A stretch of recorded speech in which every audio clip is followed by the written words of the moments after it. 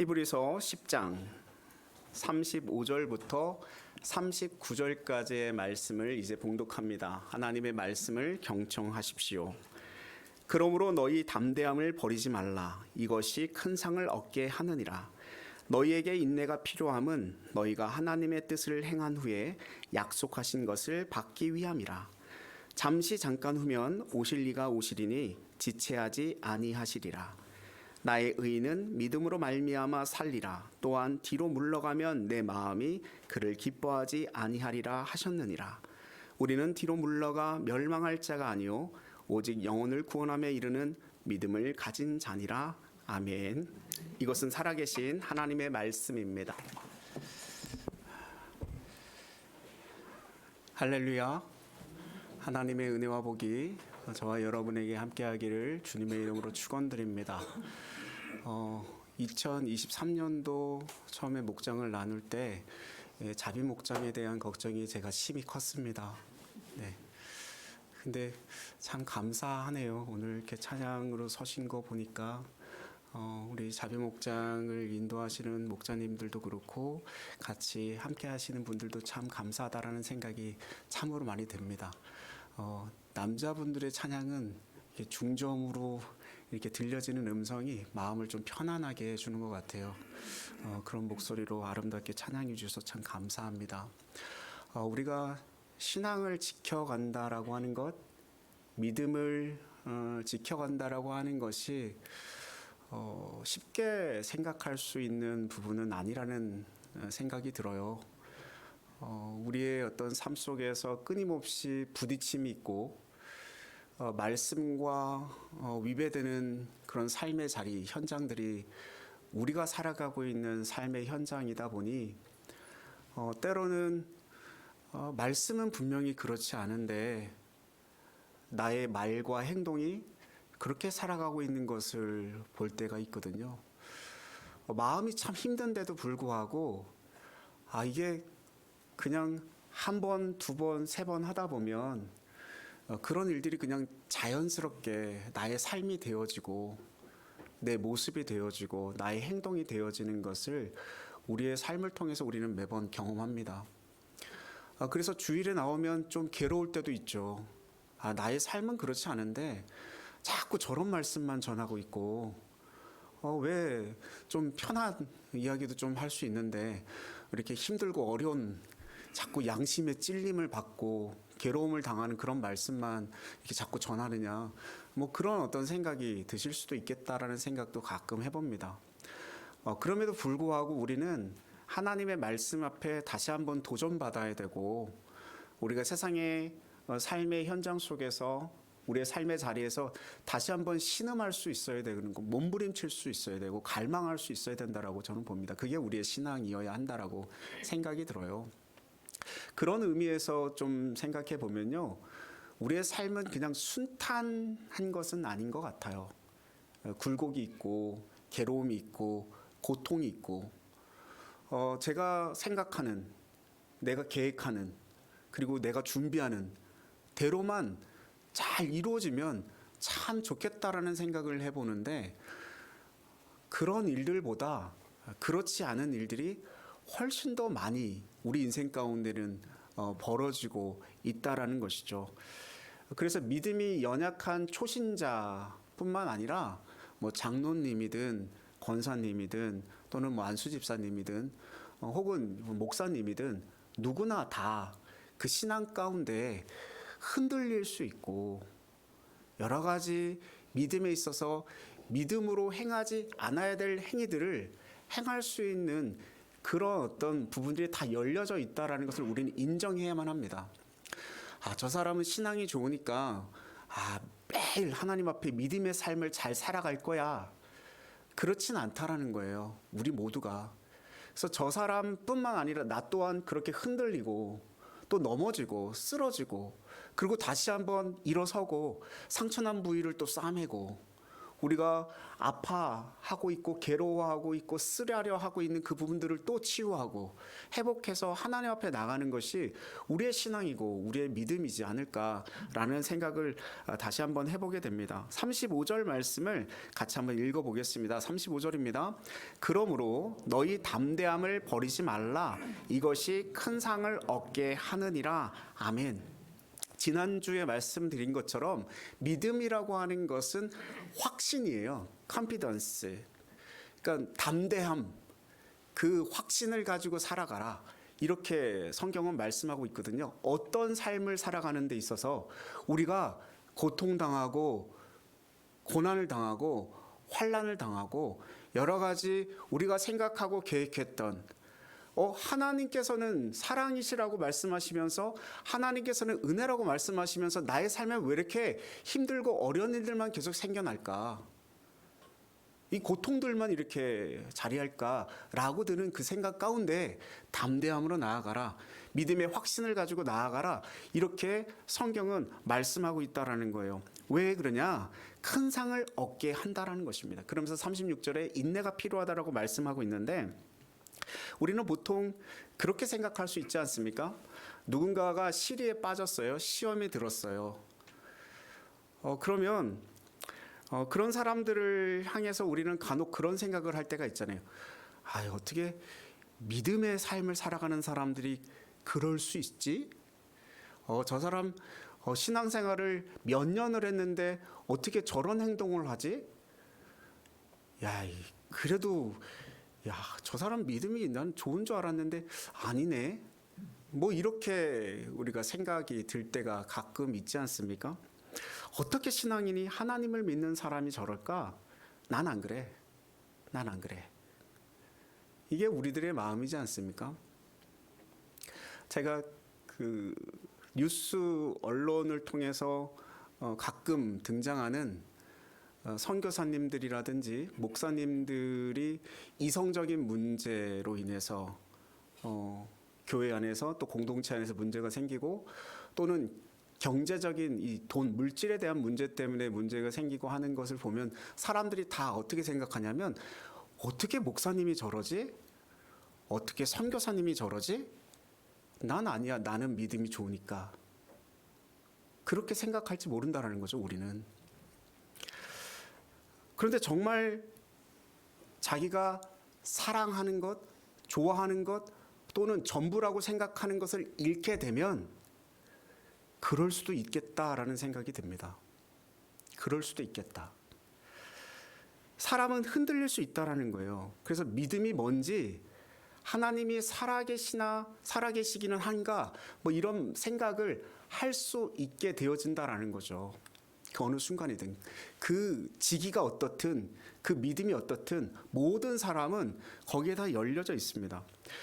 우리가 믿는다라고 말을 하지만 우리의 믿음은 정말 작은 거 아닙니까? 쉽게 흔들리고 쉽게 포기하고 쉽게 놔버리는 그런 믿음이잖아요. 아주 조그만 문제. 우리의 삶 속에 경제적인 어려움만 닥쳐도요, 이 믿음을 그냥 놓고 가버릴 사람들이 우리는 얼마든지 있다라는 거예요. 여기 계신 분들 포함해서 뭐 온 한국에 있는 기독교인을 다 본다고 하더라도 경제적인 문제 조금만 그 사람에게 임하게 되면 그거 다 놓고 그냥 나 하나님을 떠나겠다. 나는 교회를 버리겠다. 그런 분들을 제가 뭐 신앙생활 하면서 목회를 하면서도 여러 번 봤습니다. 아무리 가서 말씀을 드려도 신앙보다 교회에 나가는 것보다 하나님을 믿는 것보다 이 문제를 해결하는 게 더 중요하대요. 그러면서 교회를 안 나와요. 하나님의 말씀을 듣지 않습니다. 왜요? 자기가 지금 몇 억 손해본 게 더 크거든요.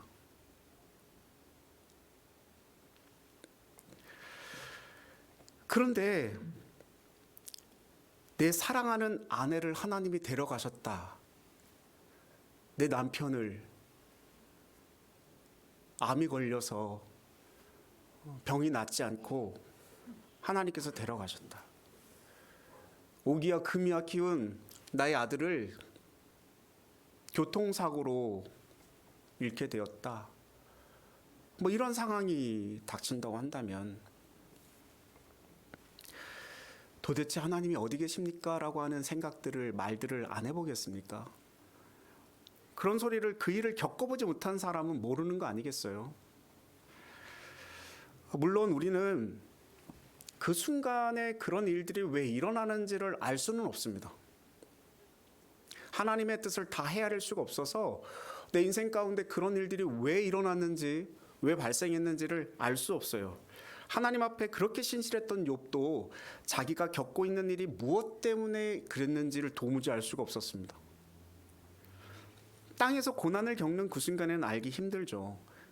그렇지만 흔들릴 때마다, 믿음의 시험이 올 때마다 우리가 확신하는 거 한 가지는 있잖아요. 우리의 조그만 믿음으로, 우리의 작은 믿음으로 고백하는, 나보다 나를 더 잘하시는 그 하나님께서 그 일을 허락하셨다면 그 일을 이루시고 정리하시는 분도 누가 되시는 거예요? 하나님이시라는 고백이 우리에게 있지 않습니까? 그리고 그분이 살아계시다라면 이 모든 일을 다 정리해 주실 것이라고 하는 것을 믿는 거잖아요. 언젠가 나에게 왜 그런 일들이 발생했는지를 다 알려줄 터인데 설사 알려주지 않고 하나님 앞에 가게 된다 하더라도 이 믿음 잃지 않고, 버리지 않고, 배신하지 않고 하나님 앞으로 나가겠다라고 하는 우리의 어떤 작은 믿음과 고백이 있지 않습니까? 근데 이런 마음을 가지고, 이런 고백과 이런 신앙을 가지고 있는 사람들도 있고, 그런 문제가 발생했을 때 하나님을 떠나는 사람들도 있다라는 거예요. 그러나 분명한 것은 하나님이 어디 계시냐고 원망하면서 이 자리를 벗어난다고 할지라도 이 모든 문제를 다시 회복시켜줄 사람은 이 세상에 아무도 없습니다. 창조주 하나님 그분이 아니시면 그 고통으로부터 다시 일으켜 세워줄 분이 아무도 안 계시다라는 거예요. 그래서 35절에 말씀하는 것처럼 힘들 때, 고통당할 때, 어려울 때 믿음의 확신, 흔들리지 않는 삶을 살아가야 합니다. 누구나 힘들 때가 오는 거잖아요. 그때마다 흔들리지 마시고 주님을 붙들고 살아가는 저와 여러분이 되셨으면 좋겠습니다. 그나마 우리는 그 작은 신앙과 믿음이 있잖아요. 믿음으로 고백한 주님이 나의 하나님이시고 나의 주인 되시고 우리를 구원하신 주님, 그분을 우리가 믿는다라고 고백한 그 신앙 고백이 우리에게 있잖아요. 이 작은 믿음이지만 이것을 가지고 흔들리지 말고 그냥 쭉 걸어가면 되는 것이죠. 그래서 히브리서 3장 14절에 이렇게 말씀을 하고 있어요. 같이 한번 읽어보았으면 좋겠습니다. 히브리서 3장 14절 말씀입니다. 우리가 시작할 때에 확신한 것을 끝까지 견고히 잡고 있으면 그리스도와 함께 참여한 자가 되리라. 아멘. 때를 이야기하고 있는데, 시작한 때, 우리가 시작할 때에 확신한 것, 그것을 끝까지 견고히 붙잡고 있으면, 그러면 그 영생의 자리에, 그 복락의 자리에 참여하는 자가 된다라고 분명하게 성경은 약속하고 있습니다. 여러분, 우리가 가진 게 뭐가 있겠습니까? 우리가 뭐 큰 부자는 아니지만 다 형편에 맞게 잘 살고 있잖아요. 근데 우리가 가진 거라고는 뭐 이것저것 다 가졌다라고 하지만 우리가 놓지 말아야 될 한 가지는 이 믿음이라는 거예요. 하나님을 향한 이 신앙과 믿음을 놓치면 우리는 다 놓치는 게 돼버립니다. 재산 좀 잃어버려도 물론 그 입장에서는 아유 어떻게 그럴 수 있습니까? 라고 얘기할 수 있겠지만 그것 좀 잃어버려 나중에 또 채워줄 수 있는 거 아니겠습니까? 지금 많다고 한들 이게 또 날아가 버릴 수도 있는 거 아니겠습니까? 그러니까 내가 소유하고 내가 가지고 있고 내가 붙잡고 있는 게 지금 전부는 아니라는 얘기입니다. 우리에게 있어서 가장 중요한 것은 신앙, 믿음, 그 확신, 그거라고 성경은 말씀하고 있어요. 하나님이 살아계시다면 어떻게 저한테 이럴 수 있습니까? 사람들은 다 그럽니다. 그래서 아유 저 사람의 신앙은 별론데 뭐 이렇게 우리가 말할 게 아니에요. 왜요? 저도 그런걸요 뭐. 우리 다 그런 거 아니겠습니까? 남들이 그럴 때는 뭐 그냥 웃기고 어떻게 그럴 수 있냐고 말하겠지만 나에게 있어서 장마만 있어도 비만 내려도 하나님이 살아계시다면 어떻게 장마를 우리에게 있게 할 수 있냐고, 비를 내리게 할 수 있겠냐고 그렇게 얘기할 수 있는 신앙이 우리의 자그마한 신앙이잖아요. 근데 우리는 다 알지 않습니까? 장마가 곧 지나갈 거라는 걸, 비가 그칠 거라는 걸, 그래서 햇빛이 비치고 오곡백과 열매를 맺는 가을이 온다라는 걸 우리는 너무나 잘 알고 있잖아요. 이 계절을 한번 보십시오. 엊그저께 반팔 입고 다녔는데요, 금방 이렇게 추워졌지 않습니까? 가을은 온데간데 없고 단풍이 지금 지고 있는 상황에 이거 겨울 파카를 꺼내서 입어야 되는 그런 날씨 속에 우리가 살아가고 있잖아요. 조금만 견디면 되는데 지금이 너무 힘들고 괴로워서 견뎌낼 수가 없는 거예요. 그게 우리의 모습이라는 거죠. 오늘 본문 37절 같이 한번 읽어보겠습니다. 37절입니다.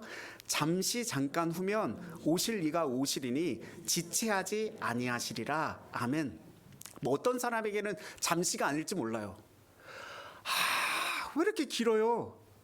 이 고통이, 이 환란이, 이 고난이 왜 이렇게 길어요? 이렇게 여기시는 분이 계실 수도 있겠죠. 근데 주님의 말씀은요, 그게 잠시 잠깐이래요. 아주 잠시 잠깐이래요. 너무 길게 느껴질지 모르겠지만 지나고 나서 생각하면요, 그게 그렇게 긴 시간은 아니더라고요. 지난 시간을 생각해 보면 그게 은혜의 시간이었고, 잠시 잠깐 후에 오신다라고 하는 약속처럼 우리가 회복되어져 있는 것을 보게 되어집니다. 38절도 같이 한번 읽겠습니다. 같이 읽습니다.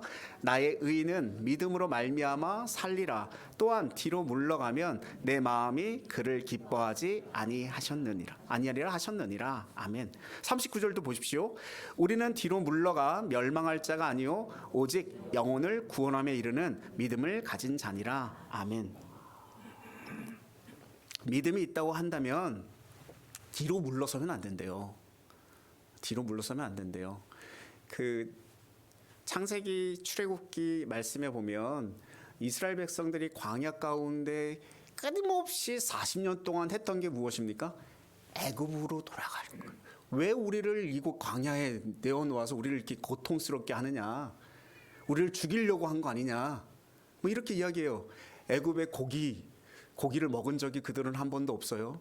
근데도 고기가 그때가 좋았지, 그때로 돌아가야지. 오늘날 우리의 신앙의 삶을 살아가는 사람들도 문제가 생기고 어려움이 생기고 그러면 항상 뭘 생각하냐면, 예전에 그때가 훨씬 좋았는데, 예수 그리스도를 믿는다고 했더니, 하나님을 믿는다고 했더니 더 안 좋은 일들만 계속 생겨. 더 고통스러운 일들만 계속 생겨. 아프고 쓰라리고 상처나는 일들만 계속 생겨나요. 그러고는 어떻게 생각하느냐? 그때로 돌아가야지. 그때가 더 좋았지. 그렇게 생각하지 말라고 성경은 말씀하고 있습니다. 잠시 잠깐 후면 하나님께서 회복의 날을 주실 것이고 다시 오실 것이고, 하나님은 뒤로 물러나는 사람을 기뻐하지 않으시니까 뒤로 물러서지 말라는 거예요. 왜요? 뒤로 물러서는 것은 무엇입니까? 멸망하는 것이기 때문에 그렇습니다. 뒤로 물러서지만 않으면 오직 영혼을 구원함에 이르는 믿음을 경험하게 될 것이고, 그 믿음이 무엇인지를 알게 된다라는 것입니다. 다시 한번 말씀드리지만 흔들리지 않는 삶을 사십시오. 그리고 뒤로 물러서지 않는 믿음의 삶을 사시기 바랍니다. 우리 다 주님의 은혜를 입었다고 말은 하지만 다 연약한 존재잖아요. 어떤 분은 나는 예수 그리스도를 믿은 지 오래지 않아서 당연히 연약한 사람이라고 말씀하실 수 있겠지만, 믿음 생활을 오래 하셨다라고 하는 사람도 우리의 믿음이 그렇게 강한 것은 아니잖아요. 그런 일을 경험하게 되면 다 흔들릴 수 있다고 제가 말씀드렸고, 우리가 그걸 인정하는 바입니다. 근데 그러고 나면 깨달아지는 것이 있는데, 그게 뭐냐면, 난 역시 믿음이 좋구나. 참 잘했어. 너 믿음으로 이것을 승리하게끔 되었으니 참 잘했다. 이렇게 생각하는 사람이 있을 수 있고요. 또 하나는 이 모든 것이 다 하나님의 은혜입니다. 하나님의 은혜로 우리를 인도하셨습니다. 라고 고백하는 사람이 있을 수 있죠. 생각해 보건대 앞에 제가 말씀드린 것과 뒤에 얘기한 것과 생각해 보면 누가 더 믿음이 좋은 것처럼 느껴지십니까? 후자가 더 믿음이 좋은 것처럼 느껴지잖아요. 모든 것이 다 하나님의 은혜로 된 것입니다. 그렇지 않습니까? 그래서 우리는 이게 모든 것이 하나님의 은혜입니다. 이렇게 고백하기를 참 좋아합니다. 그런데 성경은 그것만을 이야기하지 않아요. 힘들고 어려울 때 뭐 하라고 그래요? 뒤로 물러서지 말라고 이야기합니다. 이건 뭘 의미하냐면 하나님 편에서의 은혜도 있지만 우리 편에서는 뭐가 있어야 된다는 거예요. 믿음을 구사하라는 얘기입니다. 믿음으로 붙잡으라는 이야기예요. 나의 믿음이 있어야 된다는 것을 이야기합니다. 그것을 분명히 얘기해요. 물론 뭐 우리가 믿음으로 매달리고 기도하고 그러는데도 잘 빨리 해결되지 않으면 어떻게 합니까? 뭐 이렇게 물어보시는 분이 있을 수도 있는데 베드로후서 3장 9절에 보면 이렇게 말씀해요. 주의 약속은 어떤 이들이 더디다고 생각하는 것 같이 더딘 것이 아니라 오직 주께서는 너희를 대하여 오래 참으사 아무도 멸망하지 아니하고 다 회개하기에 이르기를 원하시느니라. 그러니까 하나님께서 원하시는 것은 무엇입니까? 우리를 잠깐 기다리게 하는 이유는 우리 가운데 우리에게 개입된 많은 사람들이 하나님을 만나게 하기 위해서 그리고 구원을 경험하게 하기 위해서 기다리게 하신다라는 거죠. 때로는 왜 빨리 응답이 안 되느냐 뭐 이렇게 기도하면서 우리가 생각할 수 있잖아요. 우리는 특히 한국 사람들은 이 빨리빨리 문화에 익숙하지 않습니까? 빨리 진행되는 거. 그 뭔가 하여튼 빨리 뭐가 돼야 돼. 기도도 빨리 돼야 되고 뭐 이런 어떤 문화들이 우리나라 가운데 더 있는데 그렇지만 반대로 생각해 보면 응답이 지연되는 게 얼마나 큰 은혜인지 몰라요. 왜? 우리가 실수하고 잘못을 저지르고 하나님 앞에 죄를 저지를 때마다 하나님께서 그때마다 처벌하시고 그때마다 심판하신다라고 한다면 우리는 남아자질 못하겠죠. 우리는 지옥 행밖에 더 있겠습니까? 그런데 하나님이 기다려주시는 거예요. 뭐 하시려고요? 구원하시려고. 나를 살려주시려고 계속 기다려주시는 거예요. 재림의 지연은 그래서 은혜 아닙니까? 하나님의 오래 참으심은요, 살아계시지 않으셔서가 아니라 우리 모두를 구원의 자리로 이끄시기 위한 방법이라는 것이 성경의 가르침입니다. 그래서 하나님의 오래 참으심이 있어요. 그것을 신학적으로 뭐라고 표현하냐면 성도의 견인이다라는 말을 사용합니다. 우리가 들어보았지만 주님이 계속 끌고 가시는 거예요. 우리를 인도하시는 거예요. 그래서 그 하나님의 오래 참으심을 경험한 사람은 또 오래 참을 수도 있습니다. 이것을 모르니까 하나님의 그 신실하신 사랑을 모르기 때문에 우리는 자꾸 자충우돌하고 또는 이리 갔다 저리 갔다 막 뒤집히고 하는 것이죠. 하나님은 신실하십니다. 믿으십니까? 내가 조금 믿음 없는 소리를 한다고 할지라도 딴짓을 한다고 할지라도 벗어난다고 할지라도 하나님은 끝까지 기다리시고 우리를 구원으로 이끌어 가십니다. 이게 우리의 믿음이에요. 바울이 그걸 경험했습니다. 그래서 바울은 빌립보서 1장 6절에 이렇게 말해요. 너희 안에서 착한 일을 시작하신 이가 그리스도 예수의 날까지 이루실 줄을 우리는 확신하노라. 이미 하나님께서 우리에게 착한 일을 선한 일을 시작하셨더라면 하나님이 그 일을 마무리하신다라는 거예요. 우리를 구원해 내고야 마시겠다. 절대적인 하나님의 의지가 그 안에 다 들어간 거죠. 그 신실하심을 믿고 우리는 걸어가는 겁니다. 근데 제가 아까 전에 언급을 잠깐 하다가 말았는데 이 부분을 좀 우리가 짚고 넘어가야 될 부분이 있습니다. 믿음이라고 하는 것이 모든 것이 다 하나님의 입장에서만 믿어지는 것인가, 또 우리의 어떤 믿음의 어떤 행위들이 분명히 존재해야 되는가, 여기에 대한 부분들이 신학적으로 참 문제가 많이 있었습니다. 오늘 본문 말씀이 그 부분인데 38절 39절 말씀 다시 한번 읽어볼게요. 나의 의인은 믿음으로 말미암아 살리라. 또한 뒤로 물러가면 내 마음이 그를 기뻐하지 아니하리라 하셨느니라. 우리는 뒤로 물러가 멸망할 자가 아니요 오직 영혼을 구원함에 이르는 믿음을 가진 자니라. 아멘. 나의 의인은 믿음으로 말미암아 살리라. 하박국서 2장 4절 말씀을 인용한 말씀이에요. 근데 이 히브리어 원어로 보면 굉장히 모호하게 해석이 되어 있어요. 두 가지로 해석이 가능한데 히브리서 말씀처럼 나의 의인은 믿음으로 말미암아 살리라. 이것은 무슨 말이냐? 다시 좀 의역을 하면 나의 의인들은 자신의 믿음으로 살게 될 것이다. 이렇게 해석이 되어집니다. 누구의 믿음입니까? 하나님의 믿음입니까? 나의 믿음입니까? 나의 믿음이에요.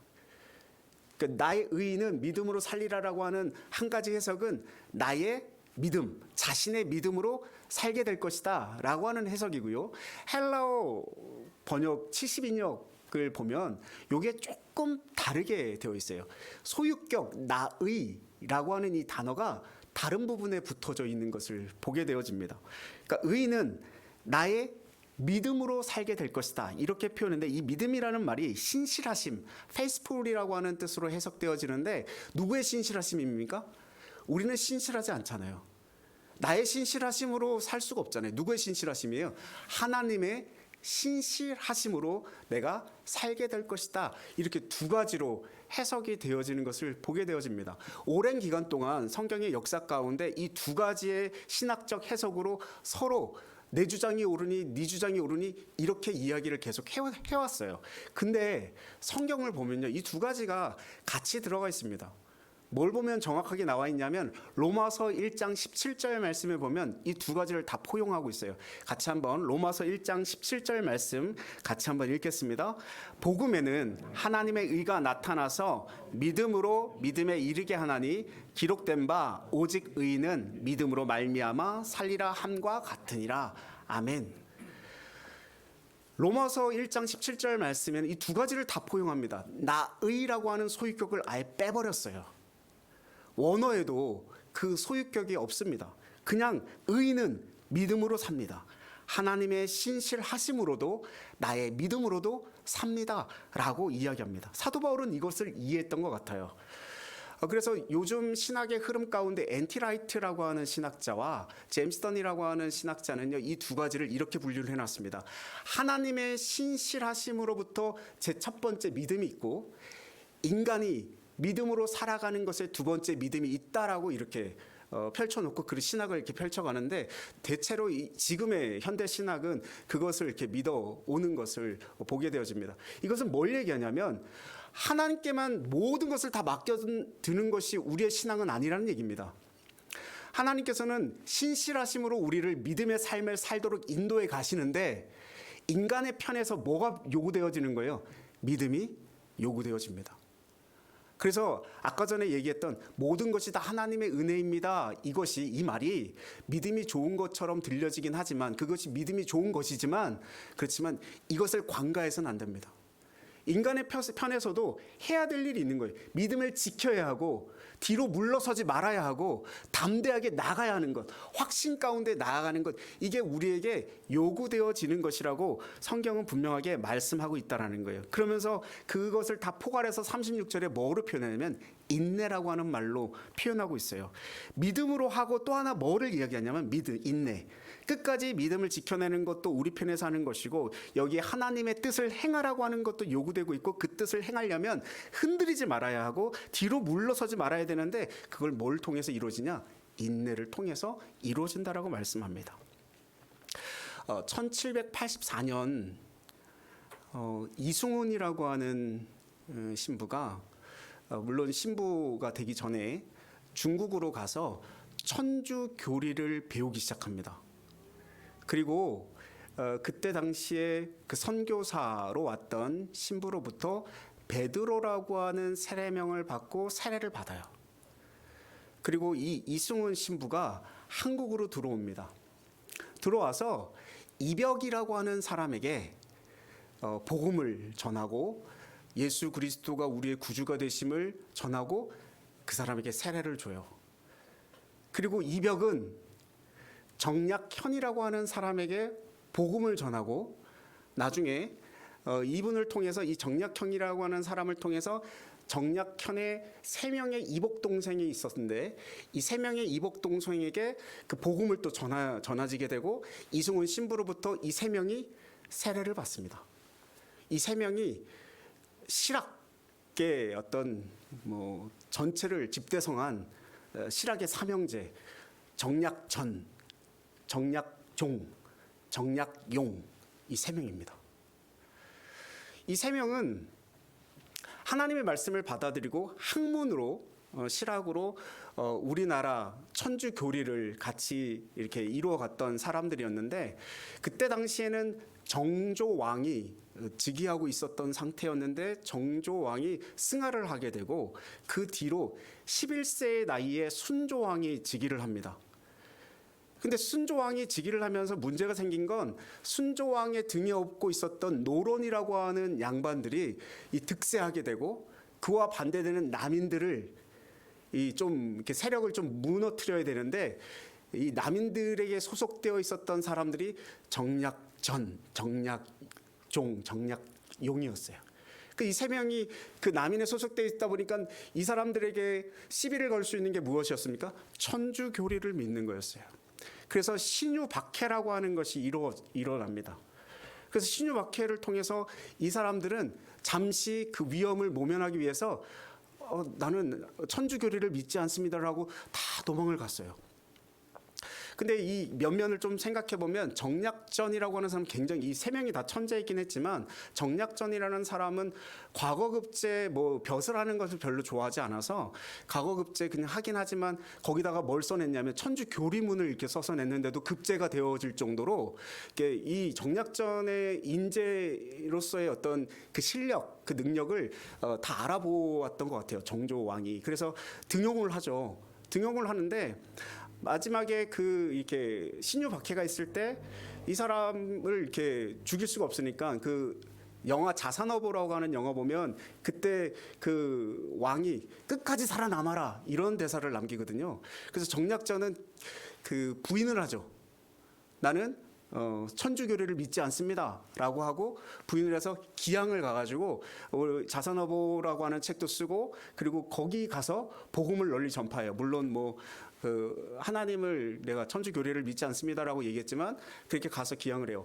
정략종이라고 하는 둘째는 똑같이 신유박해 가운데 박해를 받는데 똑같이 처음 이렇게 나는 천주교를 믿지 않습니다고 했는데 나중에 생각해 보니까 너무 마음이 아픈 거죠. 그래서 스스로 자수를 하고 참수형을 당해요.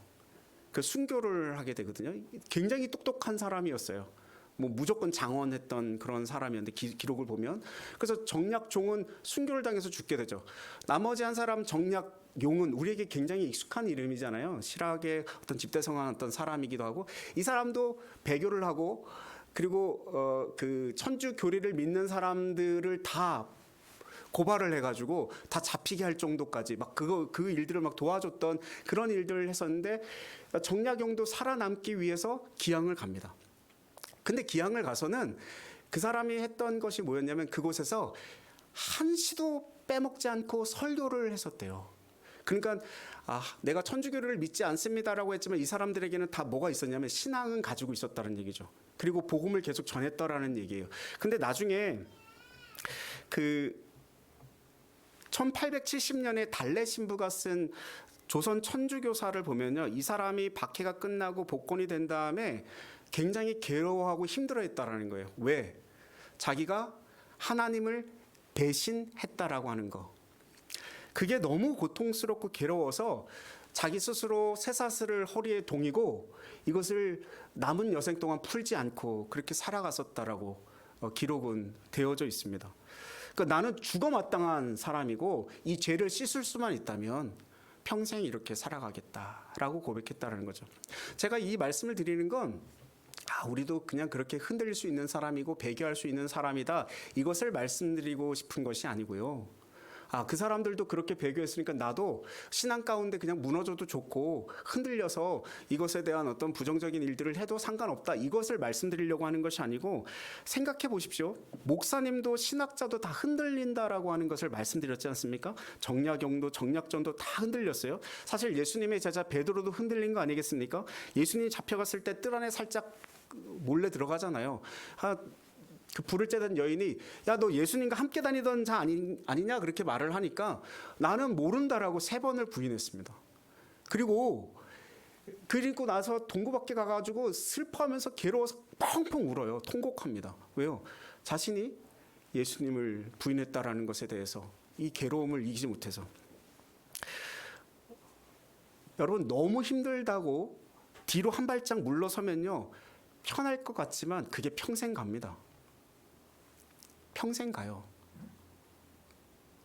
그 죄책감과 고통 속에서 계속 살아가야 돼요. 그것을 수많은 사람들이 겪었습니다. 그래서 성경은 우리에게 말씀하고 있는 거예요. 뒤로 물러서지 마라. 말씀하고 있는 거예요. 한국교회에 참 존경을 받았던 한경진 목사님, 목회도 참 잘하셨고 많은 사람들로부터 참 존경을 받잖아요. 저도 굉장히 존경하는 우리 통합측 목사님 중에 그런 분이 계시다라는 게 참 존경스러운데, 이분이 템플던 상을 받았단 말이에요. 굉장히 그 중요한 상인데, 그 상을 받고 수상 소감을 하는 자리에서 나는 이 상을 받을 자격이 없는 사람입니다.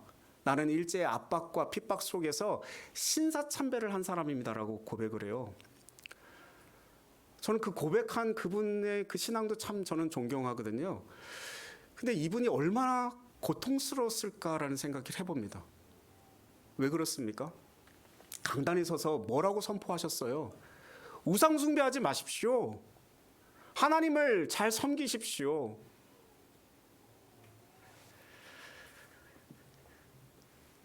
잘 믿으시고 뒤로 물러서지 마십시오라고 설교하시지 않았겠어요? 근데 설교하실 때마다 이 마음이 얼마나 고통스러웠겠습니까? 제가 믿음으로 살아가려고 하는 이유도 거기 있어요. 이 강단에 서서 목사라고 하는 직분을 하나님께서 허락해 주셔서 말씀을 선포하고 있지만, 저 또한 여기 앉아 계신 분들과 크게 다를 바가 없는 사람이에요. 근데 저는 말씀을 전해야 되는 사람이고 가르치는 입장에 있는 사람이기 때문에 그 믿음을 저버리는 일을 하게 되면 제 말씀의 해석이 달라질 것이고 선포가 달라질 것이지 아니겠어요? 제가 그게 참 고통스러울 거 아니겠어요? 말씀을 선포할 때마다, 말씀을 대할 때마다. 그래서 제가 신음하고 몸부림치는 이유는 거기에 있어요. 제가 뭐 믿음이 좋아서, 신앙이 좋아서 그런 것이 아니고, 그 자리 가운데 제가 고통스럽지 않기 위해서 한 번의 유혹과 시험, 얼마나 많은 일들이 일어나겠습니까? 한경진 목사님이 얼마나 큰 고통 속에 살았을까요? 여러분, 핍박이 와도 고통이 와도 뒤로 물러서지 않기를 바랍니다. 누군가는 신앙을 지키고 믿음을 잃지 않고 뒤로 물러서지 않았기 때문에 오늘 여기까지 우리가 있게 되어진 거 아니겠습니까? 그 고통 뒤에, 그 고난 뒤에 하나님이 보여주시는 보물이 있음을 분명하게 알고 믿음으로 확신 가운데 살아가셨으면 좋겠고, 그것을 알지 못하는 사람들에게 이 뒤에, 이 고난 뒤에, 이 고통 뒤에 보물이 있습니다라고 말하고 선포할 수 있는 저와 여러분이 되셨으면 좋겠어요. 그래서 담대함으로 살아가시고 믿음의 확신 가운데 살아가시고 뒤로 물러서지 마시고 살아가시고 인내하며 승리하며 살아가는 저와 여러분의 삶이 되시기를 주님의 이름으로 축원드립니다. 기도하겠습니다. 사랑의 하나님, 때론 우리의 삶이 공고하고 녹록지 않음을 고백합니다. 어려움의 고난과 고통이 우리에 휩싸이고 있을 때가 얼마나 많은지요. 그때마다 하나님 앞에 서게 하시고 하나님 불쌍히 여겨주시옵소서, 긍휼히 여겨주시옵소서, 나는 죄인입니다 고백할 때 날 의롭다 칭해주시는 하나님의 크신 은혜를 경험하게 하여 주옵소서. 흔들리지 아니하고 확신 가운데 살게 하시며 뒤로 물러서지 않는 신앙의 삶을 살게 하여 주시옵소서. 어떠한 환경과 상황 속에서도 포기하지 않는 인내의 삶을 살게 하시고 그 뒤에 있는 보화 보물을 발견하게 하셔서 그 삶을 누리며 그 삶을 통해 더욱더 하나님께 감사함을 고백하는 그 하나님의 나라로 인도하시는 큰 은혜와 복이 있게 하여 주옵소서. 예수님의 이름으로 기도하옵나이다. 아멘.